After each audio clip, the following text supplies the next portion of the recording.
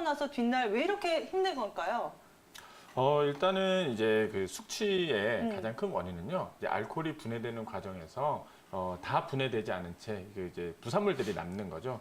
이게 이제 그 숙취를 일으키는 이제 노폐물이 되는 겁니다. 그래서 이 노폐물을 얼마나 빨리 배출해내느냐, 그리고 이 노폐물이 얼마나 덜 생기게 하느냐, 이제 이 부분이 숙취를 얼마나 줄일 수 있느냐의 포인트가 될 수 있겠습니다. 아무래도 이렇게 음주를 하다 보면 성호 씨 뜨끈뜨끈한 국물이 좀 떠오르기 마련이잖아요. 맞아요. 저는 그래서 주로 술과 함께 찌개류들, 뭐 국류 이런 걸 좀 자주 먹게 되는데 이런 음식들은 오히려 좀 안 좋은 건가요? 방해가 되는 건가요? 어떤가요? 예, 그런 이제 그 짠 음식, 특히나 찌개류 같은 경우는 그 아주 자극적이죠. 맵고 짜고. 그렇죠. 이런 경우는 어떻게 보면은 술 안주로 우리가 많이 선호하지만 사실 건강을 생각을 했을 때는 가장 안 좋은 음식이라고 생각을 하시면 되겠습니다.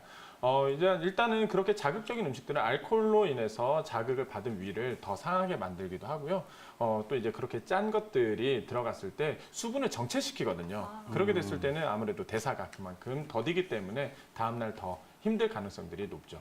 물 대신 뭐 꿀물이라든지 요즘 헛개나무차, 칡차 등 다양한 차들 복용 많이 하잖아요. 그쵸. 실제로 많이 도움이 될까요? 일단은 이제 우리가 흔히 이제 술을 마신 다음 날에 꿀물을 많이들 마시죠.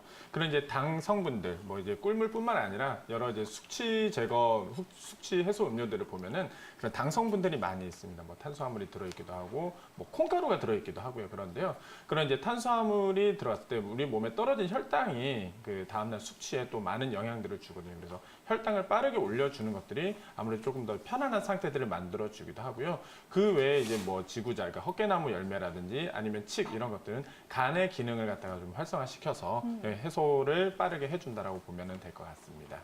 아무래도 우리 술을 먹으면 필름이 끊기고 이런 기억들이 한두 번씩은 있지 않나요? 그렇죠. 네, 저만 있는 건 아니겠죠. 네, 우리 원장님들도 아마 이 얘기를 하면 살짝 찔려 하시는 분이 계실 것 같은데 네네. 지금 뭐 큰 소리로 웃어주셨던 우리 김정현 원장님의 경험담을 좀 들어보고 싶어요. 실제 경험 있으시죠? 예, 뭐 다 아시면서 이제 방송 끝나고 즐거운 뒤풀이를 하다가 제가 네. 이제 필름이 끊긴 적이 있는데요. 우리가 이제 흔히 필름이 끊기는 거는 습관이죠. 그러니까 뇌에서 한번 이렇게 딱 네. 끊어지면 블랙아웃이라고도 이야기를 하죠. 계속 이제 그 뇌의 그 부분이 이제 상해서 계속 반복적으로 이렇게 문제들이 되는데요. 아무래도 이제 그러기 전에 네. 이 술을 안 마시는 게, 그러니까 그 정도까지 되지 않도록 이제 음주를 자제하는 것이 가장 좋은 방법이겠고요. 또 하나 이제 그 술을 이제 마셨을 때는 좀 당분간 쉬어주는 것들이 필요합니다. 이거는 이제 간도 마찬가지인데요. 우리 몸이 회복을 하는데 시간들이 필요합니다. 그래서 내가 포금을 하는 것보다 더 안 좋은 거는 자주 마시는 술들. 사실 여기 계신 원장님들도 다들 해당 사항이 있는 부분인데 네. 이제 자주 마시는 술들이 그만큼 몸을 더 건강을 해칠 수 있는 부분이기 때문에 음주를 할 때에도 좀 이렇게 좀 전략적으로 하는 부분들이 필요할 것 같습니다. 그래서 네, 김정현 원장님이 그동안 술을 좀 안 드셨던 거군요. 해장을 할 때 가장 이제 그 중요한 거는 얼마나 이제 충분히 내가 수분을 섭취할 수 있느냐, 그리고 얼마나 효소를 활성화할 수 있도록 이제 단백질을, 이 좋은 성분의 단백질을 얼마나 이제 섭취를 할 수 있느냐.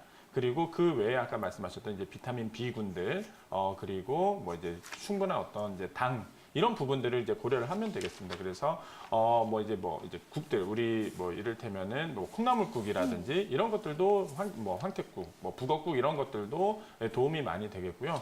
이제 그리고 단백질 식품들인 어떤 이제 뭐 고기라든지 이런 것들도 좋습니다. 그리고 충분히 물을 섭취해 주는 것. 사실 이게 가장 좋은 이제 그 해장 방법이라고 생각이 되고요.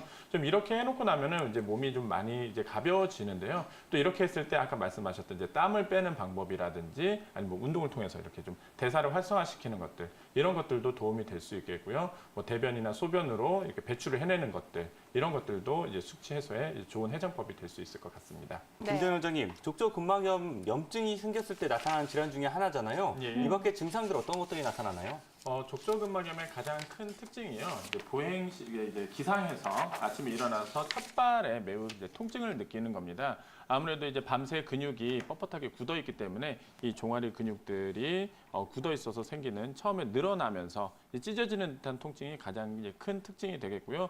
그래서 이제 좀 걷다 보면 한 30분 정도 움직이게 됐을 때는 통증이 사라지는 것이 아까 말씀하셨듯이 초기의 특징이 될 수 있겠습니다.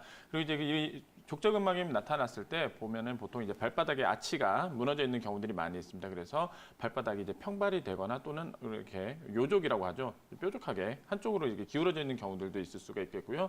또 그래서 이제 발바닥 이 중간 이제 안쪽에 이렇게 눌러 보면은 통증이 있는 부분들이 나타날 수가 있겠습니다.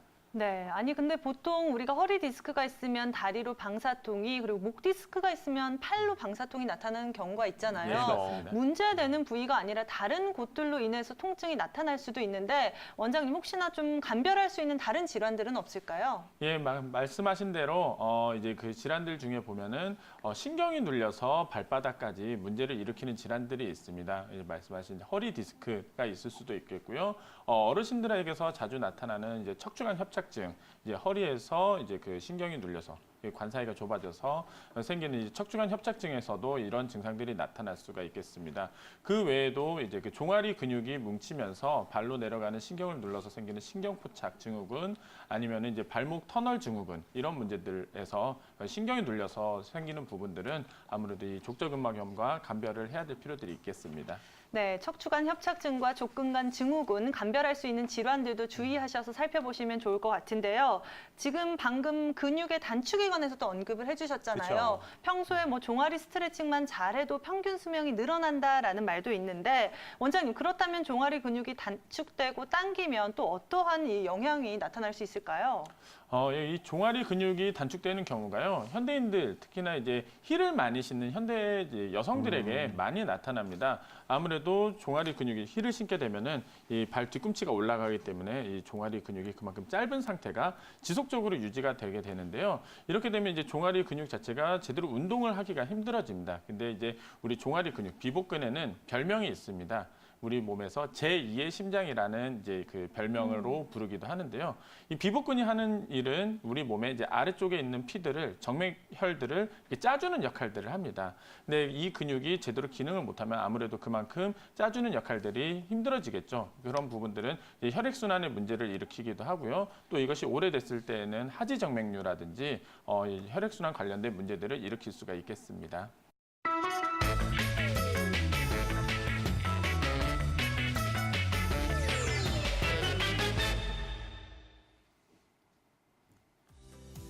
안녕하세요. 건강한 의사의 김정현 원장입니다. 요새 이제 감기가 유행을 하고 있습니다. 저희 한의원에도 많은 환자분들이 이제 감기로 내원을 하고 계시고요. 얼마 전에 이제 그 독감 예방 접종도 이제 시작이 되었습니다. 그리고 또 얼마 전에는 메르스가 이렇게 유행을 해서 고열이 나거나 몸이 이렇게 열이 났을 때 이게 감기인가 아니면 독감인가 아니면 뭐 혹시 이런 생각들을 하시는 분들이 많이 계신데요. 오늘은 그래서 이제 감기에 대해서 좀 이야기를 해보도록 하겠습니다. 일단 이제 감기와 독감은 이제 많이들 이제는 아시겠지만 전혀 다른 병입니다. 이제 증상이 유사하기 때문에 좀 내가 감기에 세게 걸리면 이걸 독감이라고 해야 되나라는 이제 생각들을 하시는 경우들이 있는데요. 감기와 독감은 원인균이 일단 다릅니다. 원인 바이러스가 감기 같은 경우에는 리노바이러스라든지 아데노바이러스라든지 이런 이제 여러 가지 바이러스들에 의해서 이제 감기의 다른 이름이 급성 상기도 감염, 이제 상기도의 급성으로 감염이 됐을 때 이제 우리가 감기라고 이야기를 하고요. 이제 이 독감 같은 경우는 인플루엔자 바이러스, 특정 바이러스에 의해서 고열이 나는 것이 특징이 될 수가 있겠습니다. 그래서 이제 38도 이상의 고열을 특징적으로 보이게 되겠고요. 그러다 보니까 이 인플루엔자, 독감 같은 경우에는 백신이 존재를 합니다. 반면에 감기 같은 경우는 워낙에 이제 바이러스도 많고 이제 변형들이 많이 되기 때문에 따로 이렇게 백신이 있지는 않습니다. 그렇기 때문에 이제 감기와 독감은 서로 좀 대처들이 좀 다를 수밖에 없겠고요. 이런 이제 감기의 증상을 보면은 이제 오한, 발열, 그리고 이제 몸살, 그리고 재채기, 콧물 이런 증상들이 있게 되는데요. 이런 것들이 이제 한 번에 다 같이 나타난다기보다는 좀 순차적으로 나타나게 됩니다. 처음에는 먼저 이제 미열이 좀 나면서 오한이 으슬으슬 추운 이게 이제 감기 초기 증상들이 되겠고요. 이렇게 되다가 이제 열이 올라가는 고열 이런 증상들도 나타날 수가 있겠습니다. 그리고 사람에 따라서 몸살을 세게 앓는 경우들도 있겠고요. 또는 이제 몸살은 별로 이렇게 약하게 좀 기운만 떨어지는 상태로 되는 경우들이 있겠습니다. 이제 그렇게 해서 열이 지나가고 나면 그 다음에 이제 콧물, 기침, 가래 이런 증상들이 뭐 한 1, 2주 정도 이렇게 끌다가 이제 정리가 되게 되는데요. 이런 이제 감기의 초기와 후기 이때마다 또 치료법들이 좀 다를 수 있겠습니다. 그 부분을 이제 한의학적으로 좀 설명을 드리면요. 한의학에서는 감기의 원인을 풍한사라고 이야기를 합니다. 풍한사라고 이야기를 하는 거는 현대의 바이러스의 개념으로 생각을 하면 되겠습니다. 이 풍한사가 이 겉에서부터 점점 이렇게 들어오는, 그래서 이제 외감이라고도 이야기를 하는데요. 밖에서 이제 우리 피부, 이제 표로부터 점점 몸 안으로 깊게 들어오는 과정이라고 생각을 하면 되겠습니다. 그래서 이제 초기 감기에는 이 표 쪽에 있는 부분들을 밖으로 몰아내는 치료법들이 아무래도 많이 쓰이게 되겠고, 이제 그런 방법으로 가장 이제 대표적인 것이 땀을 내주는 바람법. 이 될 수가 있겠습니다. 근데 이제 사람에 따라서 아까 좀 증상도 다르고 거기에 따른 이제 치료법이 다르다고 이야기를 했는데요.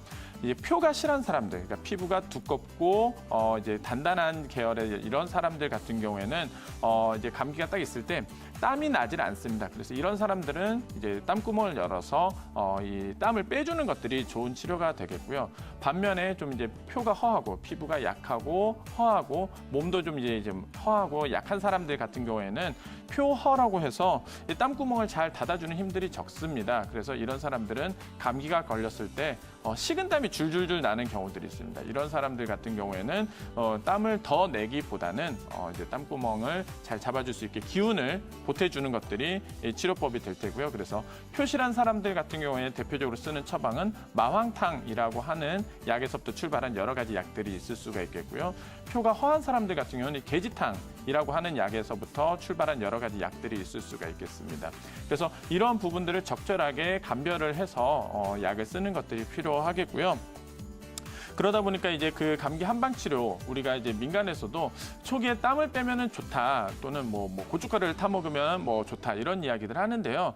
이렇게 했을 때 자칫하면 오히려 표가 허한 사람들은 오히려 더 전기가 허해지고, 그래서 감기가 더 심해지는 경우들이 있습니다. 특히나 이제 초기 감기가 아니라 좀 더 우리 몸에 안쪽으로 들어왔는데, 이때 바람법을 쓰게 됐을 때는 이제 이미 밖으로 내보낼 수 있는 게 아니라 안에서 내가 이제 잘 조절하고 이렇게 삭혀야 되는 부분인데, 괜히 억지로 밖으로 빼려다가 더 몸이 상하는 경우들이 있습니다. 대표적으로 감기 걸려서 땀을 빼겠다고 이제 사우나에 가서 이제 온탕과 냉탕을 오갔던 환자분이 계셨는데요. 그분 같은 경우에는 이제 감기가 더 심해져서 이불을 덮고 있어도 오한이 들고 땀이 줄줄 흐르는 상태가 되었습니다. 이런 분한테 이제 적합한 약은 전기를 보해줄 수 있는, 우리가 흔히 대표적으로 잘 알고 있는 쌍화탕에다가 이제 페독산이라는 약재를 이제 약을 같이 합방한 쌍페탕을 썼을 때 이제 큰 효과를 봤었는데요.